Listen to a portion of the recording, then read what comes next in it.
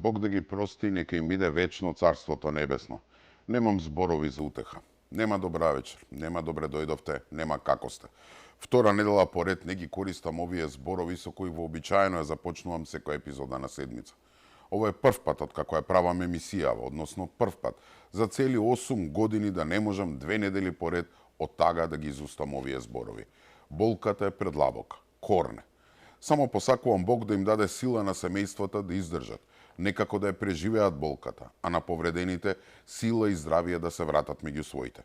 Мислам дека не постои поголема трагедија од тоа еден родител да треба да го закопа сопственото дете, како да му се срушил цел свет. Во четвртокот во Македонија многу родители токму тоа мора да го направат. Да ги упокојат своите прерано заминати чеда во нивните вечни почивалишта. Не можам ни да замислам ни што поминуваат. Само едно ќе им порачам. Не сте сами. Цела нација е со вас. Луѓе сте. Или со зборовите на Толстој. Ако чувствуваш болка, жив си. Ако чувствуваш туѓа болка, човек си. Сите ја чувствуваме и делиме вашата болка. Реков, немам зборови кои може да послужат како утеха во овие моменти. Поклон до земја за болката по најмилите.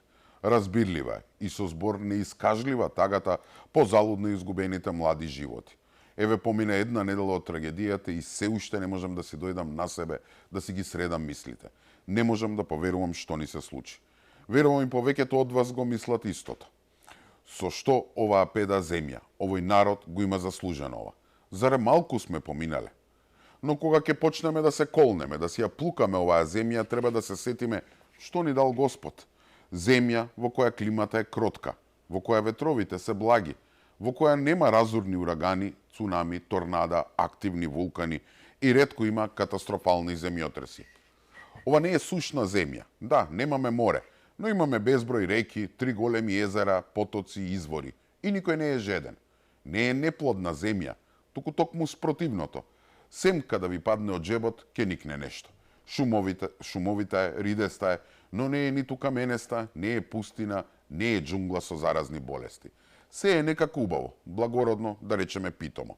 Прекрасни планини, реки, езера, плодна почва и богата традиција. Богата со вкусни јадења, песни и приказни. Земја што ни дала се, што ни треба за живот. Тоа ни е од земјата, тоа ни е од Бога дадено. Ке кажат маката е од луѓето. Она што ја прави Македонија тешка сме ние, не таа. Не е до земјата, до луѓето е. Но не се согласувам. Не е можно ни до тоа да е. Да, Македонија е мала земја, малку не има, ама имаме големо срце. Зарем има поголем доказ за тоа од ова? Тивкиот херој во големата трагедија. Вака на социјалните мрежи го опишуваат младиот Јован Костадинов од Виница. Во моментите на хаос, страв, паника, 19-годишното момче успеало да влезе во дискотеката и да спаси 21 дете. За време на пожарот бил надвор, успеал да најде вода во близина, ја натопил маицата за да ја стави на лице и без двоумење влегол внатре, преку помошна просторија за да спасува луѓе, стои во една од објавите. И мајка на повредено дете јавно му се заблагодарува на Јован. Во најтемните моменти на паника и хаос, кога сите беа збунети и во страв, Јован се појави како светлина на надеж. Без да размислува го зеде мојот син кој беше под рушевините на дискотеката и го носеше на својот грб низ огнот и чадот, се до болницата во Кочани, со цел да го спаси, додека сите наоколу бегаа и се бореа за својот живот, напиша мајката на социјалните мрежи. Многу граѓани кои го познаваат, го опишуваат херојството на момчето кое го ризикувало собствениот живот за да спаси туги и се молат за него да биде добар. Поради вдишување на чад е хоспитализиран на токсикологија и е во стабилна состојба. Министерот за здравство најави дека постхумно ќе биде одликуван Иле Гоцевски, возачот на Кочанската брза помош, кој почина на спиење ден по трагедијата, откако цела ноќ и утредента превезувал тешко повредени, дури 11 пати возел од Кочани до Скопје. Ова се само два примери кои докажуваат дека овој народ во оваа земја е добар, гостопримлив, емпатичен, храбар, мирен и кроток. На моменти може би премногу. Не сме воинствени, не сме некакви освојувачи, не сме го посакале или зеле насила никогаш туѓото. И заради тоа сме пропатиле може би премногу во минатото, но никогаш не сме се откажале од овие особини. Ретко кој народ на оваа планета може вака да се пофали. И токму затоа сега се прашуваме, па зошто побогу ова ни се случува? Зарем зборовите на дедо Миколе, како само за нас македонците, да се создадени сите црнила на овој свет се толку вистинити? Не можам и не смеам да верувам во тоа. Може би таа добрина, гостопримливост, емпатичност, миролюбивост и кроткост не прави подложни на злоупотреби кои ни носат трагедии. Мислам дека некако се заборавивме, премногу се опуштивме или едноставно во последниве 3 децении како да кренавме раце. Ние повозрастните сме изгубена генерација. Не проголта проклетата транзиција. Заборавивме на младите, заборавивме на нашите деца. Што им оставаме нив? Каде ги водиме? Која е и каква може да биде нивната иднина? И затоа последната трагедија во Кочани сите не затекна. Не онеме, не замрзна. Од негрижа загубивме многу млади животи. Кочани загуби цела една генерација. Лекувањето на колективната траума ќе трае многу долго. Подолго од било што досега. Но прво што мора да направиме да ја погледнеме трагедијата во очи, да си ја признаеме и да си дозволиме да ја чувствуваме големата болка што ја носи. Да престанеме да се мачеме со прашања од типот шта би било кад би било. Прашања со кои несвесно бараме да ја вратиме контролата од оваа безпомошна ситуација во која се најдовме. Во овие мигови на голема тага и вознемиреност, прво што треба да направиме е секој да се сврти кон самиот себе. Да собере храброст, да биде подобар и похрабар, да помогне, да се најде некому, да се сплоти и да понуди рамо за плачење ако треба. Да и се најдеме на семејствата на оние прерано заминати деца, па дури ако треба само со една молитва. Знам дека многумина се и гневни. Гневни затоа што не можеме туку така да прифатиме дека ете сите црнила биле создадени само за нас. Посебно младите. И можеби со право се гневни. И како што реков, ние сме една изгубена генерација која навистина како да заборави на нив. Дозволивме еден од најголемите и најстрашните нус производи на таа пуста транзиција, корупцијата, толку да се вкорени што еве почна да зема човечки животи. И кога тука зборувам за корупцијата, не мислам само на системската, туку и за онаа која сите ние, обичните луѓе, како да ја прифативме како начин на живење или преживување, и во која можеби несвесно сите учествуваме.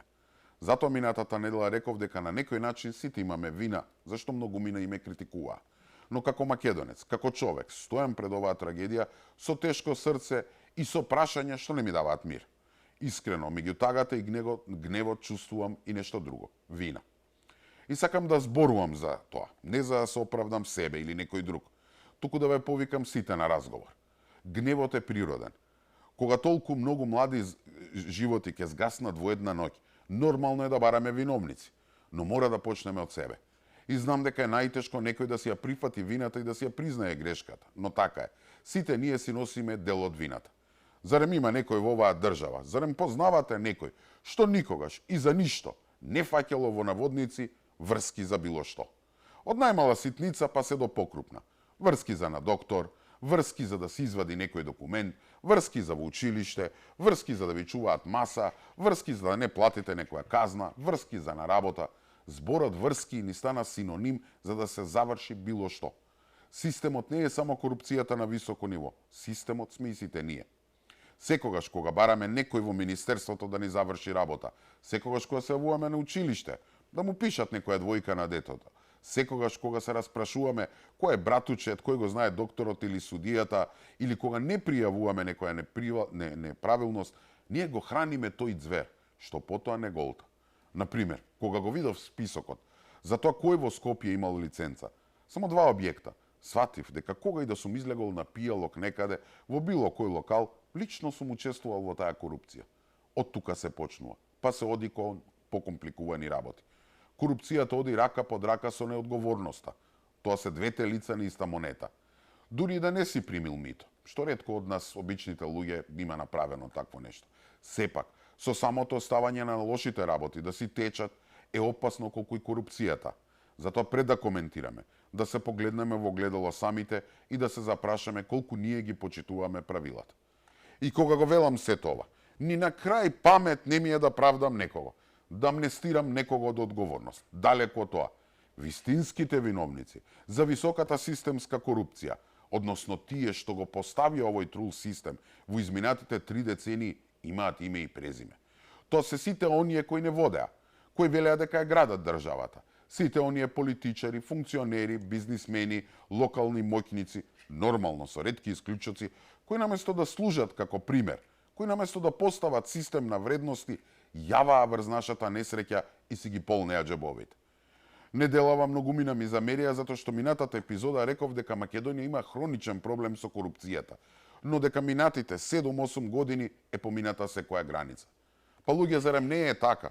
Ако порано барем се трудеа да скријат што и каде крадат, во последниве 7 години тоа се правеше јавно, пред нашите очи. Толку безобразен јавашлук немало никогаш. Последиците беа страшни. Зарем требали да ви ги споменувам модуларната болница во Тетово, несреќата кај ласкарци или случајот со Дурмотурс?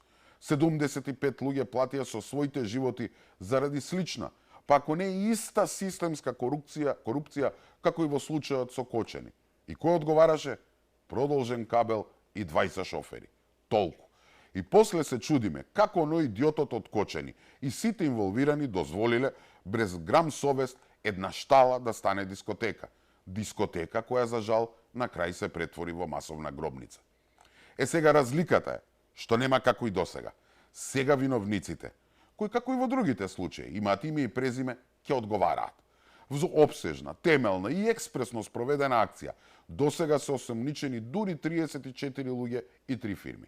Собственикот на клубот, иако бил свесен дека не ги исполнува условите, му давал пари на вработен во Министерството за економија за да му биде издадена фалсификувана лиценца за работа на дискотеката Пулс. Против вработениот во Министерството за економија е поведена постапка и за примање на подкуп. Осомничени се и тројцата косопственици на клубот. Истрагата за трагедијата ги опфаќа и екс-министерот за економија Крешник Бектеши, поранешната државна секретарка Размена Цекич и повеќе вработени во Министерството. Сите тие со неизвршување на своите службени должности, што биле правно морале да ги извршат, не постапиле по прописите и техничките правила. Пропусти направил и поранешниот директор на пазарната инспекција Горан Трајковски, неговиот претходник како и тројца инспектори. Во ниту еден наврат не извршиле контрола над работењето на оваа фирма за да утврдат дали има лиценца. Истрагата ги опфати нели тројцата градоначалници на Кочани, Радко Димитриевски, Николчо Илиев и Љупчо Папазов, како и поранешниот директор на дирекцијата за заштита и спасување. Тие овозможиле Пулс незаконито да продолжи со вршење на дејноста спротивно на законот. За целиот тој период, општината примала уплати по основ на надоместок за угостителски објекти. За сите се бара 30-дневен притвор, а за повеќето од нив веќето е доделен од судот.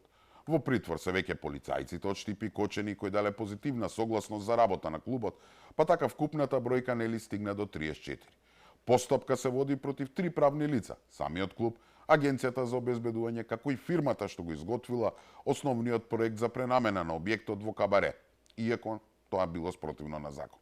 Оние пак што го обезбедувале клубот не постапувале по план и безбедносна проценка, не спречиле внес на пиротехника и го преполниле капацитетот и пуштале малолетници. Значи, ако се сака, се може. Нема камен кој не е превртен. Нема некој што е инволвиран на било кој начин, а да не е приведен. Мислам дека на слобода останаа само чистачките кои реално немаат одговорност. Затоа реков, нема како и досега. Нема нормален човек што би заштитил некого за кого постојат индиции за директна или индиректна одговорност. Тоа го ветивме од првиот ден, тоа го покажавме и досега, така ќе продолжиме. Свесен сум и за сомнежот кој постои кај вас граѓаните. Знам дека досегашните искуства на нашиот народ со вакви предмети беа болни и разочарувачки, и од тука ја оправдувам загриженоста и сомнежот дека и овој пат е можно тоа да биде така. Но, нагласувам дека таа загриженост овој пат е непотребна и докажуваме преку нашите постапки дека има разлика и дека ние сме одлучни таа разлика да ја покажеме одговорно и посветено, и свесни сме дека не смееме да ве разочараме. Затоа што, како што каже и премиерот, ова не е обична битка, туку битка за тоа Македонија дали ќе ја биде.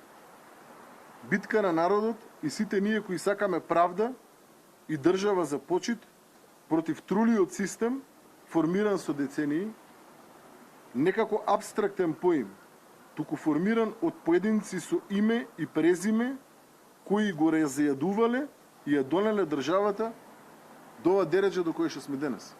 Значи, ваква обсежна, темелна и експресно спроведена акција досега се нема случајна во Македонија. Институциите беа координирани и спремни како никогаш досега. Соработката резултираше со притворите на службени лица и други луѓе кои се поврзани со дивото работење на дискотеката. И тоа без разлика дали се од ВМРО, СДСМ, ДУИ, вреди, дали се македонци или албанци, мажи или жени. Сите кои имаат било каква врска се опфатени во истрагата. И друго исто така важно. Координираната соработка на МВР и обвинителството, видете какви резултати дава. За жал, требаше да се случи ваква невидена трагедија, за да обвинителството се разбуди и одговори на нивото на задачата. Одговорноста за луѓето што придонеле за оваа трагедија допрва ќе се утврдува на суд и да се надеваме дека барем во овој случај и судството ќе се освести, па како и брзата реакција на МВР и обвинителството ќе ги прифати доказите и ќе донесе соодветни пресуди, без политиканство и без она фаќање врски. Луѓе, од осамостојувањето на Македонија до денеска ова се случува за прв пат. И знам дека на многумина не им се верува дека ова е можно. Не сме навикнати вакво нешто да се случи кај нас. Навикнати сме сите истраги за сите досегашни трагедии да се влечат, да се развлекуваат, да се тактизира, да се види кој е, што е, каде е, од која партија е, дали може да се приведе и слично. Навикнати бевме еден продолжен кабел да биде виновник за тоа што 14 луѓе живи изгореа во модуларната болница. Само шоферот да биде виновен за тоа што кај Ласкарци загинаа 16 луѓе. И исто така само шоферот на Дурмо Турс да биде крив што 45 луѓе изгореа во автобуската несреќа во Бугарија. Значи, за разлика од сега, кога се преврте секој камен и секој инволвиран е приведен, овие три случаи, кои не чинеа 75 животи, завршија со истраги и пресуди кои се трагични како и самите несреќи. Но еве, бидејќи нема како и досега, има надеж дека конечно жртвите и нивните семејства и од овие случаи ќе добијат или ќе видат конечно вистинска правда. Беса Транс Ласкарци модуларната. Тргнавме, сега нема запирање. Дивата дискотека во Кочани го поплочи патот за повторно отворање на овие три случаи во кои загинаа 75 луѓе. Пресудите со кои практично како единствени виновници беа пронајдени во еден продолжен кабел или само во возачот, кои ја револтираа јавноста, не се доволни за премиерот Мицкоски. Тој вели дека е во тек докаде се овие случаи и дека ќе бара проширување на истрагите за да се откријат сите детали за тоа што точно се случувало и дека ништо нема да остане нечепнато. Да идентификува не само возачот на автобусот или управителот на правното лице, туку да видиме во кој испитен центар кажале дека тој е технички исправен, кој ја дал дозволата да тој испитен центар функционира така како што функционира. Зошто во модуларната болница е променето Министерството од едно во друго кога е правена јавната набавка? Зошто кабелот е виновен? Корупцијата и трулоста на системот убива, а случајот со Кочани ја прели чашата. Само во последните 6 години и само во овие 4 случаи загинаа 134 луѓе. Сегашната загуба од 59 животи, од кои повеќето млади, како прескапо платена лекција ја отвора Пандорината кутија, затоа колку корупцијата го јаде општеството, но и ја зголемува се повеќе жетта за правда. Тргнавме, нема запирање сега. Сега одиме до крај. Или тие, или ние. Во животот постојат две работи. Или тој, или ти, не може и двајцата, кога ќе имаме конфронтирање. Не може двајцата да обстанат. Или ние ќе обстанеме, Македонија и граѓаните од една страна, или мафијашите. Нема место за двајцата повеќе. Тука е заврши, помина, Рубиконот се помина. Во септември 2021 година во пожар во модуларната болница во Тетово животот го изгубија 14 луѓе, а десетици беа повредени. Беа обвинети двајцата директори на болницата и еден доктор. 2 години по несреќата директорите добија условни казни, а докторот беше ослободен. Како причина за несреќата беше посочена искра од продолжен кабел, но никогаш не се отвори истрага на повисоко ниво, како што сега се случува со истрагата за дискотеката. Само 2 месеци подоцна во Бугарија се запали автобус на превозник од Македонија, Беса Транс. Загинаа 45 патници. Автобусот немаше лиценца за меѓународен превоз. Кривичниот суд во март минатата година го осуди сопственикот на Беса Транс, Беким Хаджиу, на 1 година и 8 месеци затвор за фалсификување на исправа. Скопска апелација ја укина пресудата и го врати предметот на повторно судење. И во овој случај не се бараше одговорност повисоко на скалилото. Во 2019 година на патот Скопје-Тетово, автобус на Дурмо Тур спадна во провалија во близина на Ласкарци. Загинаа 16 патници. Собственикот на Дурмо Турс си имал собствен технички преглед, на кој си ги поминувал автобусите. Возачот возел пребрзо, а кочниците не биле исправни. 5 години по несреќата, на почетокот на минатата година 6 мина беа осудени на вкупна казна од 39 години затвор. Фирмата Дурмо Турс по автобуската несреќа продолжи да си вози. И тука се заврши на одговорноста на пониските ешалони. Значи, Мицковски е во право кога вели тргнавме, нема сега запирање. Одиме до крај. Или тие, или ние. Сега е шансата нештата да се изменат. Сега мора да се покаже дека работите конечно ќе се сменат. Не само заради добрата волја на власта, туку поради тоа што така бара народот. Ако не се слуша волјата на народот, тогаш и оваа власт брзо ќе падне. Мора да се почне безпоштедна, безскрупулозна, остра и решителна акција против системската корупција. Без разлика кој од која партија, кој го поставил функционерот и слично. А гледаме дека таквата акција е започната. Закочени, приведени се бивши функционери, но и функционери на ВМРО ДПМН. Па двајца од градоначалниците кои се приведени се токму од ВМРО. Мала ли е разлика тоа? И акцијата не треба да застане на кочене. Треба да продолжи во секоја пора од општеството. Владата веќе отвори војна со наркокартелите, отвори војна со високата корупција, случаите со груби, лотарија, СМ, увоз на отровна нафта и мазот, отвори војна со корумпираното правосудство и треба да отвори војна сега и со ситната корупција. Например, после лиценците на кабарејата и дискотеките нека се проверат зградите. Хидранти дали има, нема, црева за пожар, излез за евакуација, светлосна сигнализација. Нели имаме фирми кои раководат со заедничките простори? Нека се проверат и тие. Нека се провери дали до градбите и дивоградбите на заедничките простори, вклучително и на надворешните скали, скривници и слично. Да се провери дали во сите згради, каде има кафетерии, ресторани, игротеки за деца и што ли уште не, дали е тоа дозволено? Дали смее така? Нека се проверат и училиштата и градинките. Дали имаат противпожарни апарати и хидранти, дали се во исправна состојба. Значи, како во случајот со Кочани, треба да се оди од вратарот до министерот. Така треба да биде на ниво на цела држава. И тоа нема да биде лесно. Ефектите нема да се почувствуваат веднаш, но мора од некаде да се почне. Кога велам дека нема да биде лесно, мислам на тоа дека не можете преку ноќ да искорените нешто што било засадено и растело цели 3 децении.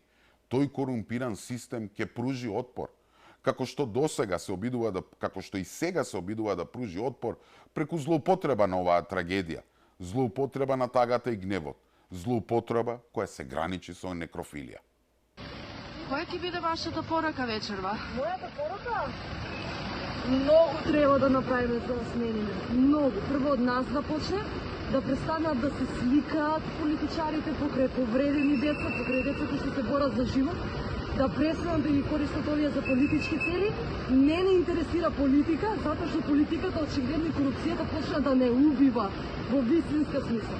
Да не ја забораваме оваа трагедија. Да не ги забораваме. Господин Незаев, сте единствениот човек во последниве 2 декади кој што ја смени историјата во Македонија, кој што ја тргна маската на вештачкиот лицемерен национализам кој што се криеше зад зборот демократија. Вие, господине Заев, ја сменивте историјата и на Балканот, кој што во умот на секој интелектуалец низ целиот свет постои како црна дупка се уште, поради разорниот конфликт, поради национализмот, поради лажниот патриотизам, кој што ништо друго не ни донесе освен разор и конфликт меѓу сите нас. Вие, господине Заев, сте првиот човек кој тоа го донесе.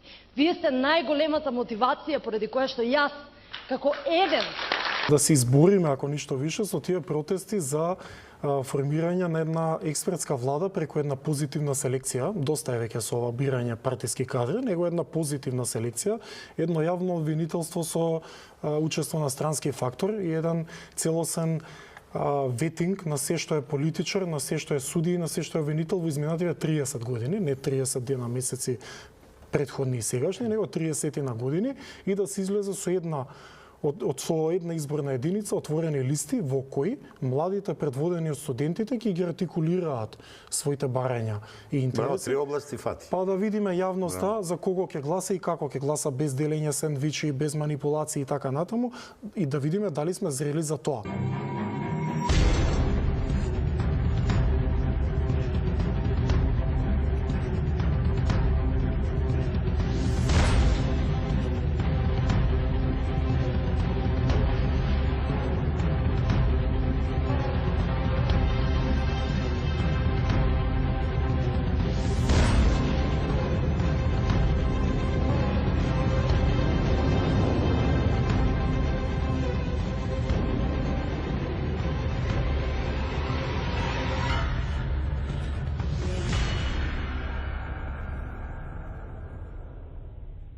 се одговорни лицата кои дозволиле пиротехнички материјал да се запали во затворениот простор. Тоа е само единствено полицијата. Нема тука економија, нема ништо друго, само полицијата дава абсолютно. Тука е кристално јасно. А од каде би знаеле полицајците? Како нема. Ја и ти не ни е гајле од кај они дознале. Они имаат должност да дознаат, бидејќи настанот е таков тип да мора да има анализа на ризикот од така голем настан со така голема публика во едно мало место. Тоа се прави, полицијата тоа го прави секогаш. Независно од тоа кој ги донел материјали. Како печурки се појавија разни цивили, џабири, некакви си студентски пленуми, се разграка бобиевци, секуловци, инфомаксовци, чегеварчиња, црвени млади и слично. Едноставно, шарените сакаат да се воскреснат, а не разбираат дека со тоа го покажаа јавно најтрулото нешто во нашево општество. И ова се само дел од тие ликови кои сакаат да ја злоупотребат оваа трагедија и да јаваат како некрофили на тагата на народот. И секој има свој интерес. Едни да се дограбат до власт, други да се спасат од зандани. И да се разбереме веднаш. Не сум против собири, не сум против тоа студентите да се организираат и да покажат солидарност. Не сум против тоа да се собере народ да покаже солидарност. Сите ние ја чувствуваме тежината на оваа трагедија. Болката е огромна, а бесот уште поголем. Но во овие моменти важно е да останеме разумни и обединети. Сосема легитимно и демократски е да се остават граѓаните секој како знае да искаже својата тага, болка, па дури и гнев и без во вакви моменти на колективни трауми. Секој има право, сето дека тоа го прави мирно, без насилство, преку молк да го изрази своето сочувство, гласно да се дере и да искаже незадоволство, да запали свеќа или да дојде на плоштадот во било кој град. Но има голема разлика меѓу таков собир и протест. Таквите собири искажуваат солидарност, се споделува тага, ете се пали свеќа и слично. На протест едноставно се протестира. И мислам дека студентите и најголемиот дел од луѓето кои излегуваат на плоштадите не се таму за да протестираат, туку поради тага. Сега за разлика од нив, политичките некрофили во името на крвта на децата сакаат дестабилизација, хаос и рушење. Закажуваат политички пленуми токму сега, кога Македонија трепери во тага, а целиот народ е завиен во црно и во голема жалост. А зашто им треба тој хаос и рушење? Верувајте, не е за да добијат некакви си избори. Утре да се распишат избори, јасно е како ден дека сегашната власт повторно ќе добие. Друга е целта. Првата е колективизација на вината. На што мислам тука? Имено. Иако сите видовме дека во случајот со Кочани, но и со модуларната болница, Ласкарци, Дурмо Турс и сите трагедии, виновниците нели имаат име и презиме. Точно знаеме кој прогледувал низ прсти, кој примил мито, кој фалсификувал и што се не. И точно се знае во кое време тоа се случувало, на која политичка опција му припаѓа. Сега, ако ја колективизираме вината, значи сите се виновни. Сите се исти. И шарени, и леви, и десни, и СДСМ, и ВМРО, и левица. А од авион се гледа дека не е така. Колективната вина. Значи, џабе вие правите некоја истрага. Се ќе заврши како и претходно. Значи, и оваа истрага сега треба однапред да ја квалификуваат за фалична, за да се оправдаат фаличните истраги за другите случаи. Па така виновниците за тие случаи, виновниците за тие фалични истраги ќе се амнестираат. А и сега гледаме дека не е така. Реков пред малку, ваква темелна, експресна и независна истрага Македонија нема видено досега. Втората цел што сака да ја постигнат е дефокус. Да не се занимаваме со тоа што се случи и со тоа кој е виновен, кој го поставил, од која партија дошол, чив член е, туку со протести, со кршење, со тепање, со транспаренти, перформанси и слични шарени глупости. Да се дефокусираат институциите, пред се полицијата и обвинителството. Па така, наместо да се занимаваат со расчистување со криминалот и корупцијата, да бидат презафатени со протести. Нивно обезбедување, сигурноста или едноставно безбедноста на државата. Значи, наместо да ги ловат оние што испокрадоа милиони и милиони евра, оние како Груби, Ковачевски, Капушевски, и наместо да истражуваат кој увезувал отровен мазут, кој се од каде крадел, тие да мораат да стојат со штитови во рацете и да ги обезбедуваат протестите. Наместо да продолжи битката со наркокартелите, наместо да продолжи борбата против корупцијата, наместо да продолжи чистката во правосудството, ние ќе треба да се занимаваме со нивните протести. Трета цел, која е помалку видлива, е дестабилизација, и тоа ако може по етничка основа. Оние провокации со подметнатите огномети, со кои некој сака да прикаже дека на албанците во Македонија им е гајле, е за да предизвика реакција од нас, македонците. Да нападнеме некој наш сограѓанин, тој да врати и тука веќе да отвориме спиралата на насилство. Па така, нема да не интересира дека Бектеши е од Дуи, туку ете и тој Кутриот ќе стане жртва на антиалбанство. И четврта цел е целта на оние чегеварчиња, кои на ваков ефтин начин сакаат да ќарат некој политички поен пред локалните избори. За нив нели сите се исти, и ВМРО и СДСМ, и тогаш кој останува демек чесен? Чегевара и неговата црвена младина. Од овие најмногу ми се гади. Значи се на се, станува збор за груба злоупотреба на една огромна национална трагедија. Но и за ова имаат оправдување. Замислете, ја обвинуваат власта дека се плашела од протести и народен бунт. Протести против што? Бунт против што? Тоа што 10 месеци се на власт и што во тие 10 месеци сменија повеќе работи од било која власт досега? Па заре мал пример е истрагата за Кочени? Заре мал пример е што во притвор се и полицајци и што двајца од градоначалниците се од ВМРО, а не од СДСМ? Мал пример ли е што една недела, за само една недела дури 34 луѓе се веќе обвинети? Факт за кој дури им љубоморат оние нивни српски шарени побратими, кои прават споредба како кај нас за Кочани, толку бргу се завршила работата, додека кај нив за настрешницата во Нови Сад чекале месеци и месеци за да видат резултат. Да, вознемиреноста, гневот и огорченоста за 59 животи кои ги загубивме во Кочани се чувства што ги споделуваме сите. И нормално е да сме гневни, лути и да сакаме акција. Посебно младите. Но мора да бидеме одговорни и да не дозволиме сиот овој гнев и револт да биде изманипулиран од злонамерниците и овие политички некрофили кои сакаат правдата да си ја земат во свој раце, да потикнуваат линч и хаос и кои, како што објасни, си имаат своји скриени политички криминални цели. Најдобро тоа го опишува колегата Геровски кој веле, го цитирам: ништо не значи тоа кога протестираме против систем или против било каков колектив. Ништо не значи кога бараме колективна одговорност. Така само ја криеме индивидуалната одговорност. Така ги криеме виновниците за трагедијата и за состојбите.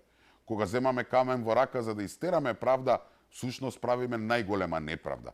Протест без јасна цел и без јасна артикулација води во хаос. Ова се однесува за нас, за обичниот и искрен народ. Овие другиве, тие се друга приказна.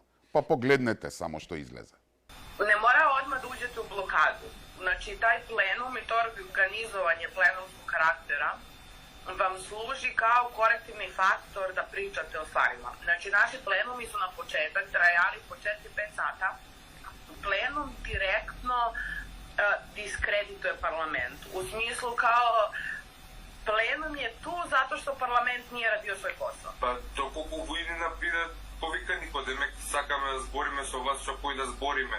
Ali to je kasnije, znači neki sledeći korak. Znači za početak svi smo jednaki i ne postoje predstavnici.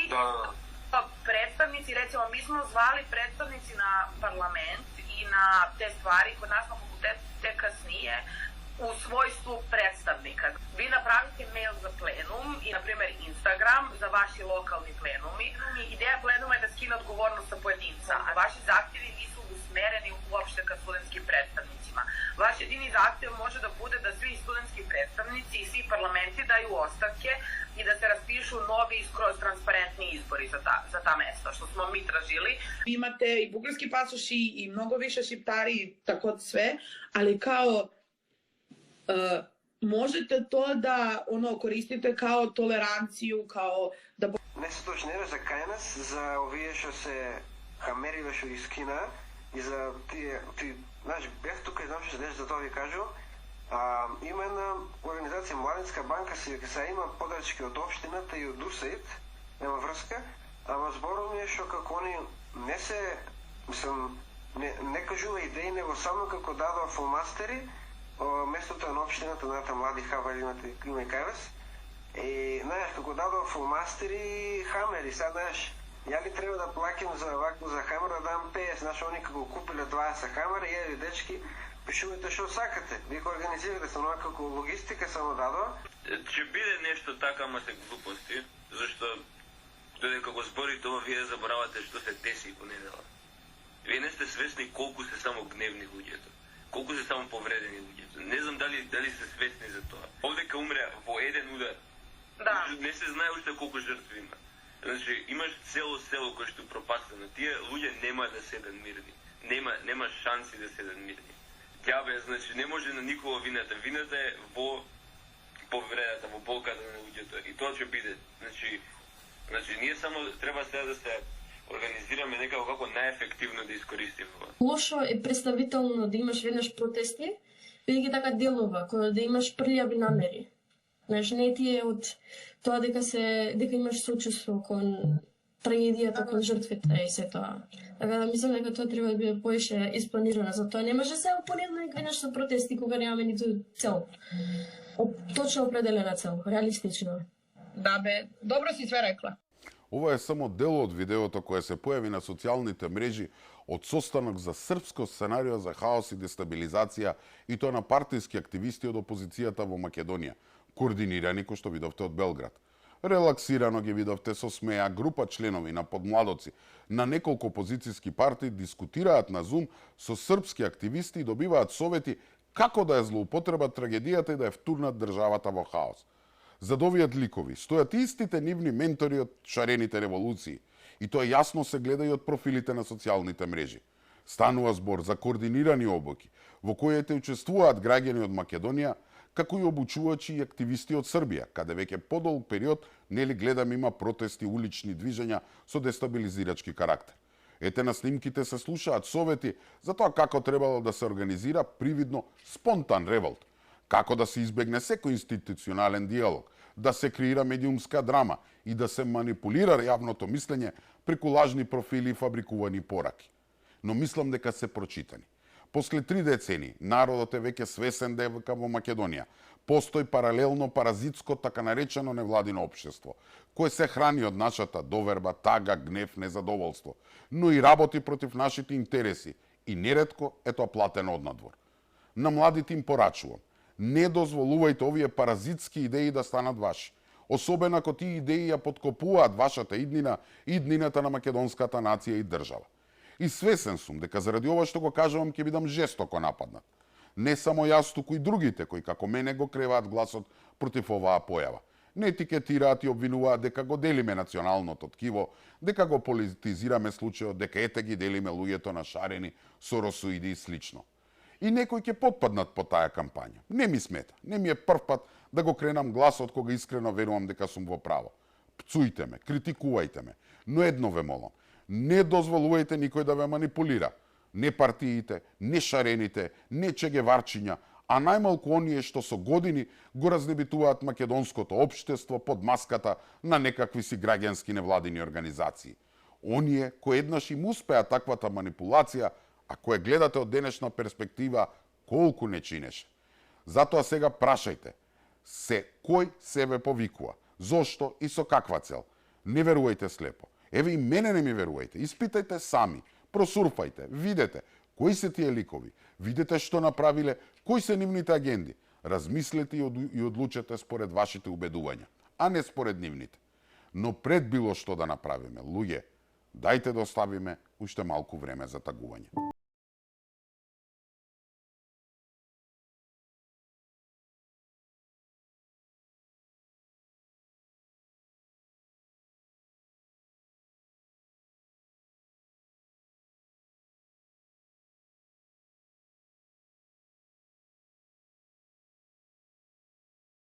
Пред да се одјавам, сакам да искоментирам и уште една работа. Зашто станува збор? Хеликоптери против пожарни возила, возила зитна помош, полиција и сите доктори на работа. Бројот на жртвите ќе беше далеку поголем, доколку вечерта и во текот на кобната ноќ овие служби не реагираа активно, брзо и со сите капацитети што им беа на располагање. Вака против пожарната, полицијата, Центарот за управување со кризи, лекарите, болниците реагираа во првиот клучен момент за да се спасат што повеќе млади животи и да ги извлечат од пожарот во Кочанската дискотека. Со оглед на можностите, капацитетите и ресурсите на институциите, вработените брзо и самоиницијативно се мобилизираа и дадоа се од себе за да ги спасат загрозените. Директорот на Институтот за меѓународни стратешки и безбедносни студии Раби Седрак вели дека со оглед на ресурсите, екипите за зитна интервенција брзо реагирале и пружиле помош на повредените. Во овој случај реагирале, да кажеме, спонтано, активно, брзо и ова е најбитното според можностите они што ги имат. Значи, според сегашната состојба на институциите и на дали спремноста и опремата што ги имат, они најбрзо реагирале. Сабота спрема недела, 3 часот после полноќ, на 112 во Центарот за управување со кризи се јавила една мајка на девојче која било на журката и пријавила дека гори дискотеката во Кочани. По неколку секунди се изгубил контактот, а мајката во паника го информира Центарот за управување со кризи. Почнува координацијата. За кратко, пред дискотеката пристигнала полициска интервенција и екипи на брза помош од источниот дел на Македонија. Во неделата наутро, речиси сите доктори и медицински сестри од клиниките во Штип и Кочани се само мобилизирале. Во Скопје, клиниките ги отворија вратите и беа спремни за повредените, кои од Штип и Кочани се транспортираа до главниот град. Некаде околу 6 часот со хеликоптер почна транспортот на повредените до градската општа болница 8 септември.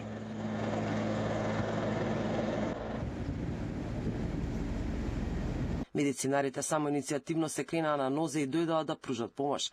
Лекарите и сестрите од скопските клиники се јавиле веднаш на работа, откако јавноста дозна за најголемата трагедија што и се има случено на Македонија.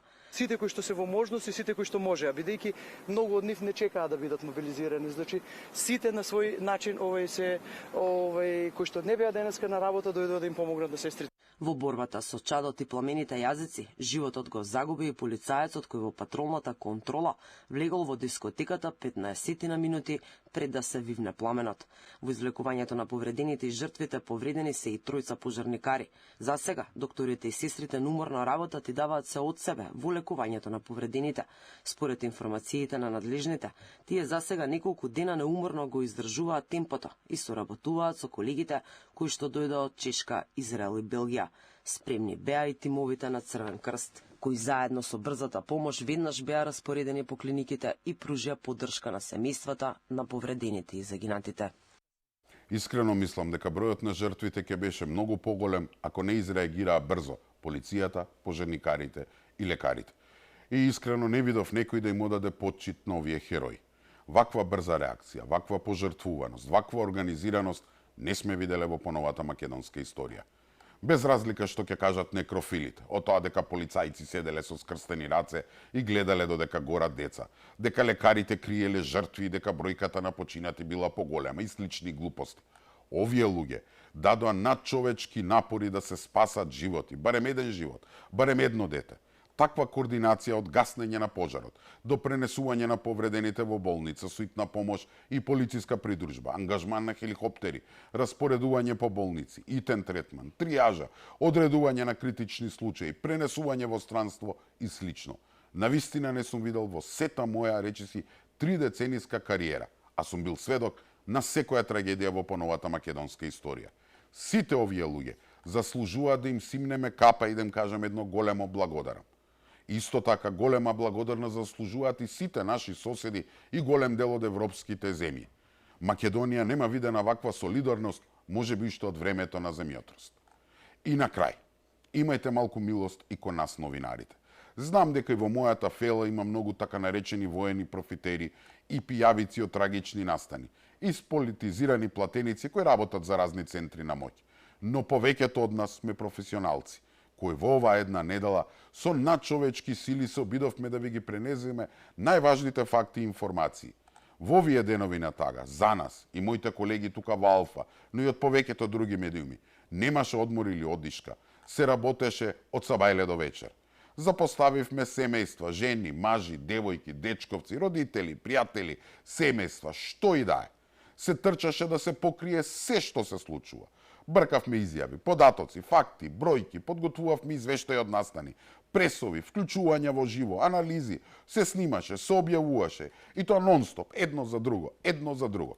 И сето тоа носи огромна одговорност. Посебно во вакви осетливи моменти, кога само едно зборче и си има своја тежина, кога само една вест може да направи голема разлика, да влијае на некој настан ситуација или нечие расудување. Тоа е на наш товар и тоа е наша одговорност. И да, во сето тоа некојаш може би да се сгреши, да се направи невин лапсус или слично. Но мора да разберете дека и ние сме живи луѓе, и ние имаме чувства, и нас не боли секоја трагедија, секој загубен живот, посебно детски. А во исто време треба да бидеме објективни, да не покажуваме емоција, и тоа во време на можеби најголемата трагедија во Македонија. Гледаме работи кои не сакаме да ги гледаме. И верувајте, и ние чувствуваме болка, немир и револт. Но тоа мора да си го закопаме, да си го носиме дома, па за да од утре можеме пак истото. Кога не напаѓате за се и се што, имајте на ум, и ние сме луѓе од крв и месо. И тука мислам дека е време да ја завршиме и оваа епизода на седмица. Се гледаме за една недела, на исто место, во исто време.